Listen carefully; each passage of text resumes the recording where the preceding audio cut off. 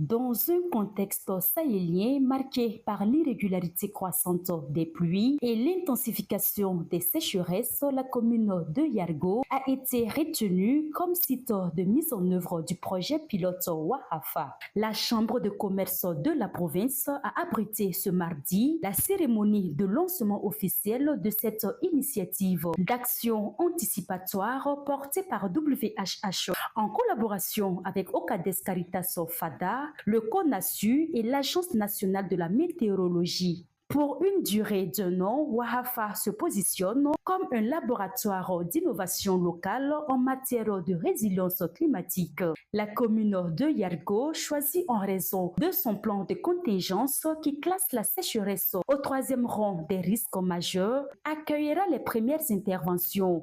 Représentant le haut-commissaire de la province du Kuritenga, le secrétaire général Fernand Wenceslas Ondo a salué une initiative à fort potentiel, soulignant la pertinence d'une approche combinant savoir endogène et données météorologiques. Il faut dire que cette initiative a une approche qui implique non seulement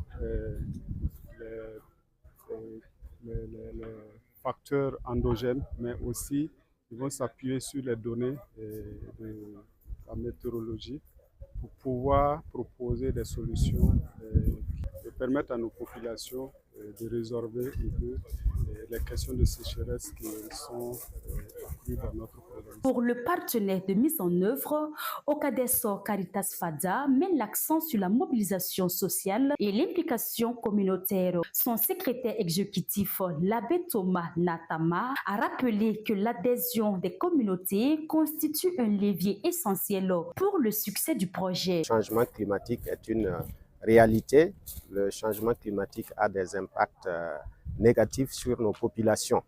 Voilà, avec WHH, nous allons mettre en œuvre ce projet et notre contribution, c'est de nous approcher, voilà, des populations, voilà, assurer des sensibilisations et recueillir des données. WHH défend une approche résolument proactive, a souligné Alfred Santos, chef de bureau WHH du Nakambe. La province du Kuritenga exposée à des sécheresses récurrentes dues au changement climatique. Et comment adresser les effets de ce changement climatique?